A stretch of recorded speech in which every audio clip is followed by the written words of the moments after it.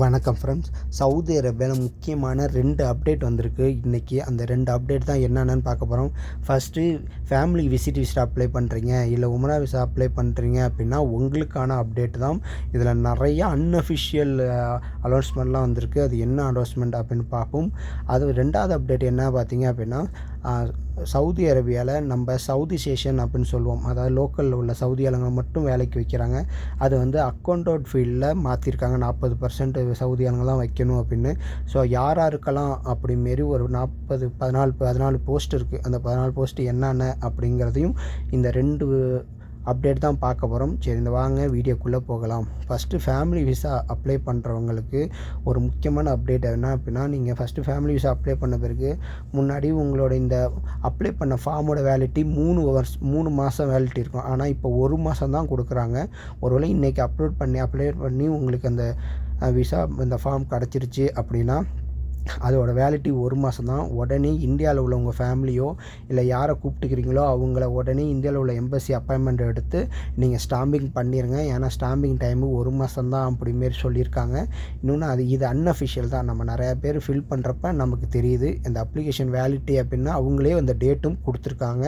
அது மட்டும் இல்லாமல் நீங்கள் அப்ளை பண்ணி நிறையா டைம் வெயிட் பண்ணிகிட்டே இருக்கீங்க, இன்னும் அப்ரூவல் ஆகலை அப்படின்னா உங்களை திரும்பி போய் அப்ளை பண்ணுங்கள் அப்படின்னு மறுபடியும் அந்த நோட்டிஃபிகேஷன் வந்திருக்கு.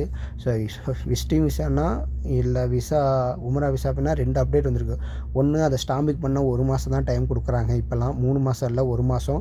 2வது, நீங்கள் அப்ளை பண்ணி ரொம்ப நாள் ஆச்சு, வெயிட்டிங் இருக்குது, இல்லை வெயிட்டிங் வந்துச்சு அப்படின்னா திரும்ப இப்போ போய் நீங்கள் செக் பண்ணீங்க அப்படின்னா நீங்கள் மறுபடியும் அப்ளை பண்ணுங்கள் அப்படிங்கிறது நிறையா பேருக்கு காட்டுது.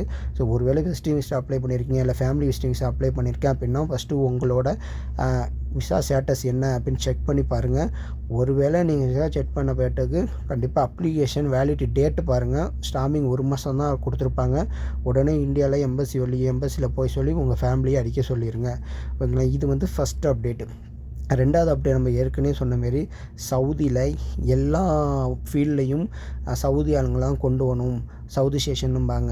நம்மளால இந்தியர்கள் மாரி வெளிநாட்டுக்கெலாம் கிடையாது, சவுதி ஆளுங்களுக்கு மட்டும்தான் கொண்டு வரணும். அப்படிமாரி எல்லா போஸ்டிங்லேயும் இத்தனை பர்சன்டேஜ் இருக்கணும் அப்படிமாரி சொல்லியிருக்காங்க. இது நிறையா ஃபீல்டில் மாற்றிருக்காங்க. இப்போ ரீசெண்டாக கூட மெடிக்கல் ஃபீல்டில் நம்ம ஏற்கனவே சொல்லியிருந்தோம். மெடிக்கல் ஃபீல்டில் இப்போ வந்து அக்கௌண்டன்ட் ஃபீல்டில் என்ன சொல்லியிருக்காங்க அப்படின்னா, அக்கௌண்ட் உள்ள எல்லாரையும் 40% கட்டமாக 40% சவுதி ஸ்டேஷன் கொண்டு வரணும், சவுதி மயமாக்குதல் கொண்டு வரணும் அப்படிமாரி சொல்லியிருக்காங்க.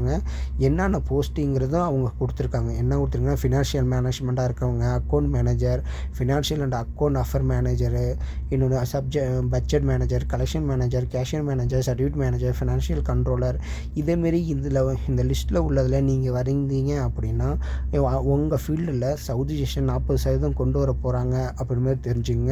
இன்னொன்று, சவுதி ஆளுங்களுக்கு சம்பளமும் ஃபிக்ஸ்டு சம்பளம் அப்படிமாரி அவங்க ஃபிக்ஸ் பண்ணி வச்சுட்டாங்க.